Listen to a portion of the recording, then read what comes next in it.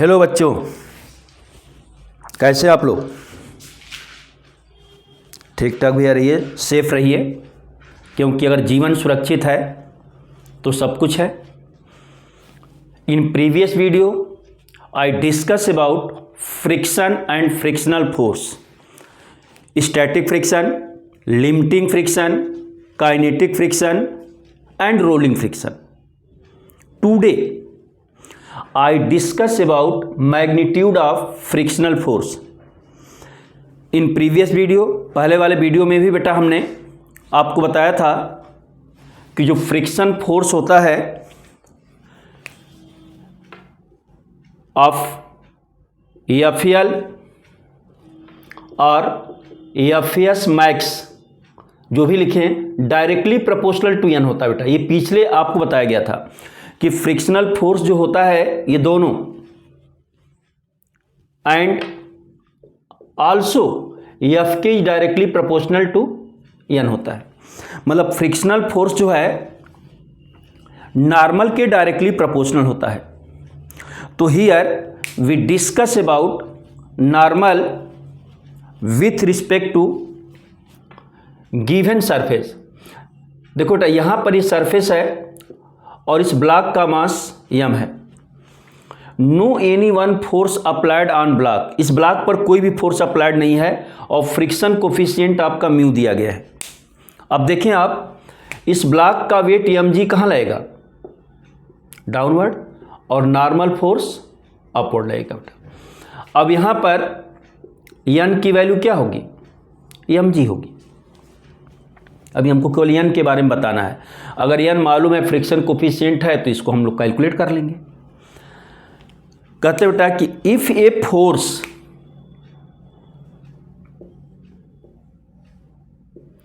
ये ब्लॉक का mass m है बेटा, फ्रिक्शन कोफिशिएंट म्यू है, and here a force f applied in block.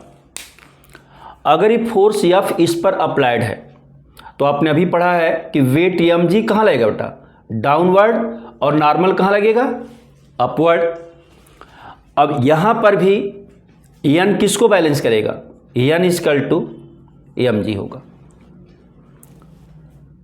Either block is in rest और motion. यहां तो बेटा रेस्ट में ही है, यहां तो आप लिख सकते हैं कि ब्लॉक किस में है?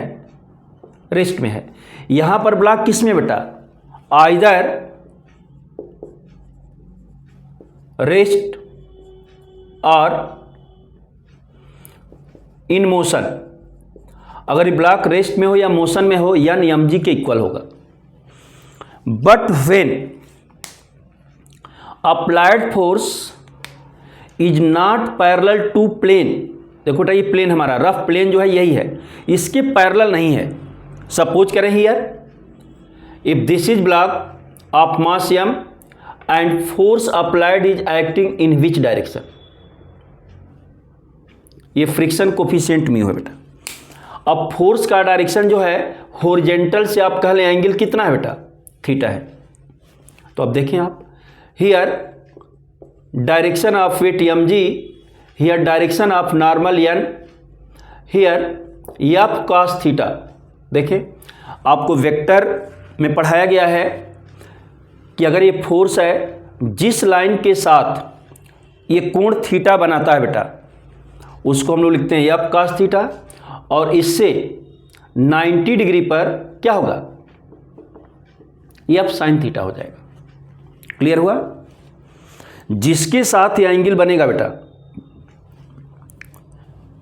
The line of vector form an angle either with horizontal line और वर्टिकल लाइन।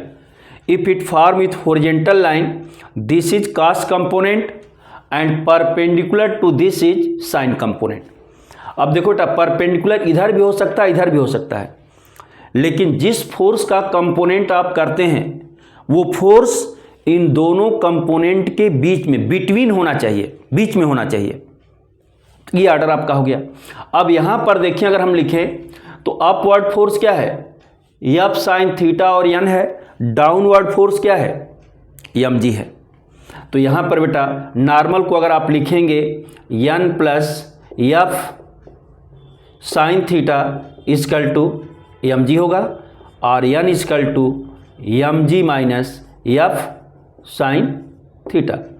अब आप देखें यहाँ पर नॉर्मल एम जी के इक्वल नहीं है, इसका मतलब है कि हमेशा हॉरिजॉन्टल सरफेस पर नॉर्मल एम जी के इक्वल नहीं होगा, which depends on direction of applied force. Applied force की सिचुएशन पर, डायरेक्शन पर भी ये डिपेंड करता है। तो अब देखिए यहाँ नॉर्मल चेंज हो गया, यहाँ पर नॉर्मल आपने देखा एम जी के इक्वल है, रेस्ट में है तब भी एम जी के इक्वल है। अब यहाँ पर ये ब्लॉक चाहे रेस्ट में हो या मोशन में हो, नॉर्मल की वैल्यू बेटा ये होगी। क्लियर हुआ? तो नॉर्मल हमेशा जो है आप हॉरिजॉन्टल सरफेस पर एम जी के इक्वल मत ले लीजिएगा। यहाँ पर नॉर्मल जो है देखें आप चेंज हो गया। अब यही फोर्स अगर डाउनवर्ड लगाएंगे तो नॉर्मल कुछ और आएगा। सपोज करें कि अगर बेटा इस फोर्स को जो आपने लिखा है, अगर इसी फोर्स को हम लोग इस ब्लॉक पर ऐसे डाउनवर्ड लगा दें हॉरिजॉन्टल से थीटा डिग्री पर, क्लियर हुआ? ये फोर्स आपका एफ है। अब अगर इस पोजीशन में फोर्स लगेगा बेटा तो नॉर्मल चेंज हो जाएगा, फिर ये नहीं रहेगा। अब इसमें एफ साइन थीटा डाउनवर्ड हो जाएगा, तो जो साइन आपने यहाँ माइनस लिया है वो प्लस हो जाएगा। तो आप फ्री बॉडी डायग्राम जो हमने न्यूटन्स लॉ के फर्स्ट या सेकेंड वीडियो में बनाया है बेटा, उसको आप सीरियसली पढ़ लीजिए, क्योंकि फ्री बॉडी डायग्राम ही आएगा तभी आप जा करके क्वेश्चन को सॉल्व कर पाएंगे। क्लियर हुआ? अब देखो बेटा ये तो हम लोग हॉरिजॉन्टल सरफेस पर थे, अब हम चलते हैं इंक्लाइंड सरफेस पर। अब इंक्लाइंड सरफेस पर भी एक बात बोली जाती है कि नॉर्मल जो है always m g cos theta cos phi cos alpha which angle you consider, जो एंगल आप लेंगे उसके हिसाब से बोलते हैं बेटा लोग। देखें आप, अगर ये इंक्लाइंड सरफेस है, एंगल ऑफ इंक्लिनेशन थीटा है, any block is placed here of mass m, ये इंक्लाइंड सरफेस पर एम मास का ब्लॉक जो है बेटा प्लेस्ड किया गया है। इफ हियर, ये तो आप जानते हैं कि एम जी डाउनवर्ड होगा, and normal acting perpendicular to surface. Normal हमेशा बेटा जिस सरफेस पर बॉडी होती है उसके परपेंडिकुलर आउटवर्ड होता है। Here this angle is how much? Theta. देखो बेटा अगर आप पढ़े हैं तो ठीक है, नहीं तो आप देख लें।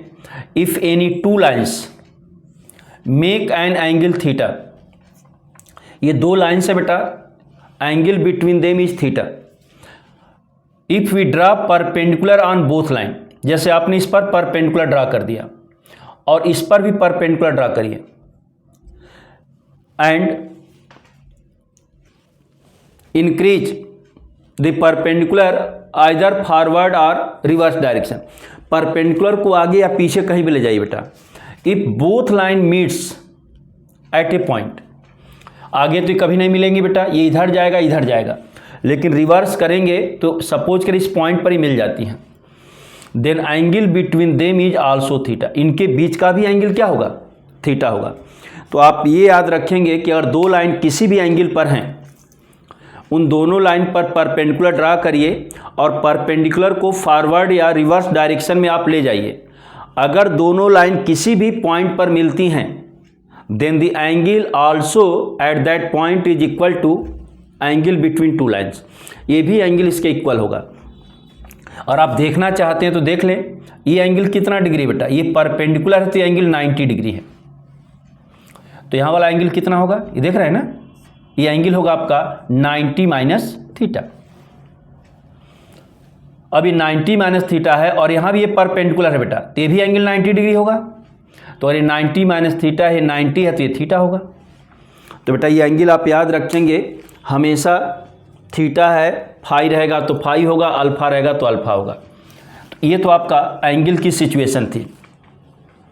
अभी हमने पहले बताया बेटा आपको कि जिस लाइन के साथ एंगल फॉर्म होता है उसको हम लोग कास लेते हैं, तो इधर हो जाएगा एम जी कास थीटा और यहाँ से इधर हो जाएगा m g sine theta. No any one force acting on block, block पर और कोई फोर्स नहीं अप्लाई किया गया है। ये तो ग्रेविटी का हॉरिजेंटल कंपोनेंट है, ये ग्रेविटी का वर्टिकल कंपोनेंट है और इस सरफेस का नॉर्मल है। अब अगर इस पर कोई फोर्स आप अप्लाई नहीं करेंगे तो ये ब्लॉक कहाँ जाना चाहेगा? डाउनवर्ड। जैसे ब्लॉक डाउनवर्ड जाएगा या tendency to move downward, then frictional force acting in this direction. लेकिन अब यहाँ पर हमको केवल नॉर्मल की बात करनी है बेटा, तो नॉर्मल कितना होगा? n equal to mg cos theta. In second situation देखिए, इस पर कोई फोर्स अप्लाई नहीं किया गया है। In second situation, if here inclined plane and mass of block m is placed on it, if this angle is theta, then and a force F applied parallel to plane, यहाँ पर plane के parallel एक force इस पर apply किया गया बेटा। करें इस सिचुएशन में क्या होगा? आप देखें, वेट डाउनवर्ड एक्ट करेगा, नॉर्मल परपेंडिकुलर टू सरफेस होगा बेटा। We divide the component of, ये क्या होगा? अभी आपने पढ़ा mg cos थीटा, ये क्या होगा बेटा? mg sin theta. If this force having tendency to move the block, then frictional force acting downward. ये फ्रिक्शनल फोर्स का डायरेक्शन बेटा इधर हो जाएगा। क्लियर हुआ? आप mg को यहां दिखा दीजिएगा, ये आपका mg है, तो फ्रिक्शनल फोर्स का डायरेक्शन या फेस डाउनवर्ड हो जाएगा। But here also n equal to mg cos theta. यहाँ भी बेटा n की वैल्यू mg cos थीटा ही होगी। बट ये थर्ड सिचुएशन आप देख लें, थीटा है, ये ब्लॉक ऑफ मास m है बेटा, and direction of applied force is not parallel to plane, ये प्लेन के पैरेलल नहीं है। If this makes angle alpha, देखें यहाँ पर फोर्स जो है बेटा प्लेन के पैरेलल है, लेकिन यहाँ पर फोर्स प्लेन के पैरेलल नहीं है, ये प्लेन के डायरेक्शन से अल्फा एंगल पर है।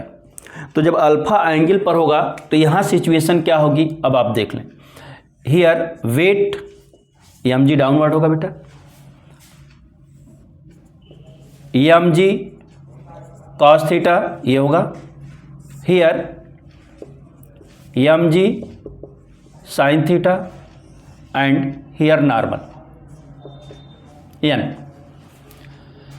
but in this direction force acting F cos alpha and here acting F sin alpha। देख लें, if block is either rest or motion, then here normal की वैल्यू क्या होगी बेटा? देखें n plus F sine alpha is equal to mg cos theta और n is equal to mg cos theta minus f sine alpha. देखिए, as well as direction of force change, the magnitude of normal also change. देखिए आप, ये normal की value भी अब change हो गई। तो बेटा जो आपने पढ़ा कि ये फ्रिक्शनल फोर्स जो है नॉर्मल के डायरेक्टली प्रोपोर्शनल होता है, तो ये नॉर्मल की सिचुएशन पर इसकी वैल्यू, भाई नॉर्मल अलग लगाता है, यहाँ पर फोर्स नहीं है। देखें नॉर्मल mg cos थीटा है, फोर्स अप्लाइड करने के बाद भी नॉर्मल mg cos थीटा है, लेकिन यहाँ पर फोर्स के डायरेक्शन को जैसे आपने चेंज कर दिया, नॉर्मल की वैल्यू चेंज हो जाएगी बेटा। तो ये चीज़ आपको फ्री बॉडी डायग्राम के अकॉर्डिंग ही लिखना पड़ेगा, और इसलिए आप लोग फ्री बॉडी डायग्राम का वीडियो एक बार और सीरियसली देख लीजिएगा, तब तो ये चीज़ें क्लियर आपको समझ में आएंगी बेटा। अब again we clear that if direction of force change then value of normal also change. बेटा ये आप जितनी बार देखें, फिगर बनाएं, अपने आप फ्री बॉडी डायग्राम खींचें, जब ये आप अपने आप करेंगे बेटा तभी आप इसका बेस्ट रिजल्ट पाएंगे। इसलिए प्रैक्टिस है नॉर्मल कहाँ होगा, कब होगा। जैसे हमने कहा कि अगर ये एंगल ये अल्फ़ा हो जाता बेटा, ये तो इधर होता है एफ कास अल्फ़ा, इधर हो जाता है एफ साइन अल्फ़ा। तो ये कंपोनेंट को डिवाइड करना, फ्री बॉडी डायग्राम में फोर्स के डायरेक्शन को रिप्रेजेंट करना, ये चीज़ें क्लियर होंगी तो फिर हम लोग जितने भी क्वेश्चंस हैं वो सब सिंपली सॉल्व होते चले जाएंगे बेटा। अब here we discuss about some questions. अब कुछ क्वेश्चंस के बारे में बात करते हैं बेटा। ये क्लियर हुआ? Any doubt? ओके बेटा। देखें आप लोग, जब दिमाग को ठंडा करके, गर्म करके नहीं, ठंडा करके और धीरे धीरे गरमाएंगे ना, कब गर्म होता है? जब पढ़ते हैं लोग तो धीरे धीरे गरमाने लगता है, तब आपको अलग मजा आएगी। और अगर पहले ही गर्म करके बैठ जाएंगे तब तो गड़बड़ हो जाएगा।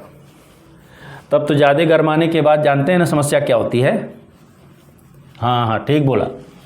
इसलिए बेटा आप लोग इन सब चीज़ों पर ध्यान दें कि कब नॉर्मल कहाँ होगा, कैसे होगा।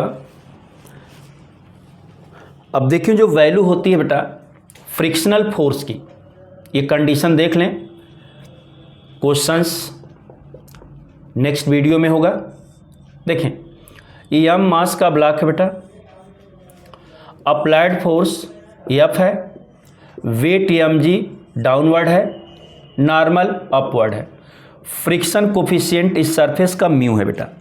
ये सिचुएशन आप जानते हैं। And frictional force acting reverse direction. अब इसका पहला केस होता है बेटा इफ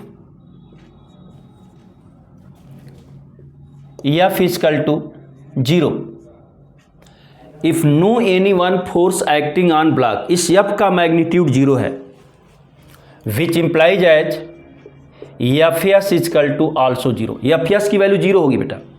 बट अगर एफ एल की बात की जाए, लिमिटिंग फ्रिक्शन की बात की जाए, तो limiting friction mu S N या mu M S M G, ये लिमिटिंग फ्रिक्शन की वैल्यू होगी। But at that time this friction is 0 and maximum friction ये होगा आपका म्यू एस एम जी। चाहे अगर म्यू एस है बेटा तो म्यू एस लिखिएगा, और अगर एम जी केवल म्यू है तो म्यू एम जी कर दीजिएगा। दूसरा केस इसका देखें आप, if F is greater then 0 and less then F L. अगर एफ की वैल्यू क्या है बेटा 0 से बड़ी है और लिमिटिंग फ्रिक्शन से कम है, which implies as F S equal to f. Static friction की वैल्यू किसके बराबर होगी? अप्लाइड फोर्स के बराबर होगी। ये जो एफ है बेटा ये कौन सा फोर्स है? LIED अप्लाइड फोर्स, ये अप्लाइड फोर्स के बराबर होगी।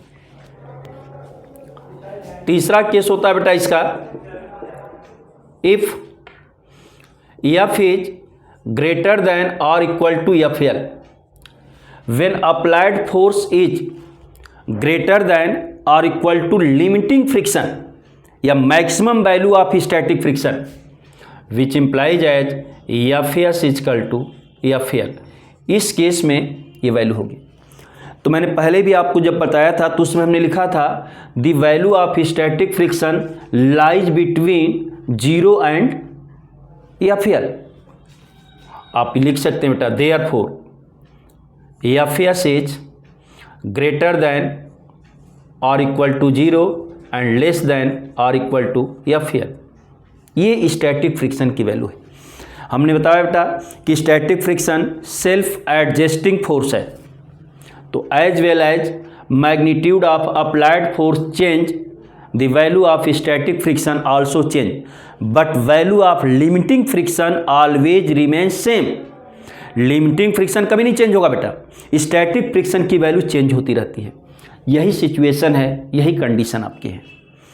अगर ये चीज़ आपको समझ में आ गया बेटा, एक बार और आप लोग देख लें कि if f equal to 0, if no any force applied on block then static friction is also zero. F की वैल्यू जीरो होगी, but limiting friction is not zero.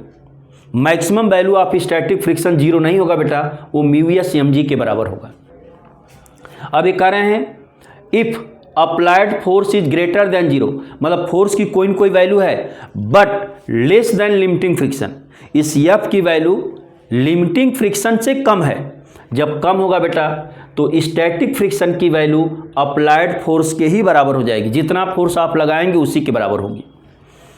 तीसरा केस क्या है बेटा, इफ एफ मतलब अप्लाइड फोर्स लिमिटिंग फ्रिक्शन के equal है या उससे बड़ा है, ग्रेटर है, which implies as F s is equal to F L. इस केस में स्टैटिक फ्रिक्शन की वैल्यू लिमिटिंग फ्रिक्शन के इक्वल हो जाएगी। और यही रीजन होता है बेटा कि स्टैटिक फ्रिक्शन जीरो से लेकर लिमिटिंग फ्रिक्शन के बीच में चेंज होता रहता है, इसीलिए लोग इसको बोलते हैं कि सेल्फ एडजस्टिंग फोर्स होता है, which is depends on magnitude of applied force. ये मैग्नीट्यूड ऑफ अप्लाइड फोर्स पर डिपेंड करता है। क्लियर हुआ? अब इसी से रिलेटेड क्वेश्चन जो होंगे बेटा वो मैं आपको नेक्स्ट वीडियो में कराऊंगा। इससे पहले आप इसको एक बार और सीरियसली देख लीजिए, समझ लीजिए, तो क्वेश्चन सॉल्व करने में आपको बहुत ही ज़्यादा आसानी होगी, कोई प्रॉब्लम नहीं होगी। लेकिन अगर इसमें थोड़ा सा भी दिक्कत आपको रहेगी तो हाँ प्रॉब्लम का सामना करना पड़ेगा। तो प्लीज़ आप लोग इसको एक बार देख लें। नेक्स्ट वीडियो में we discuss about value of या मैग्नीट्यूड ऑफ स्टैटिक फ्रिक्शन। और बेटा ये जब चीज़ आप किए रहेंगे तब तो बहुत सिंपल चीज़ है। मैं नेक्स्ट वीडियो में आता हूँ। इसके साथ द फिजिक्स पॉइंट, जो हमारा physics point by PK Singh YouTube channel है, इस पर आप लोगों का स्वागत तो हमेशा है। Please subscribe my channel and also write comment. Thanks.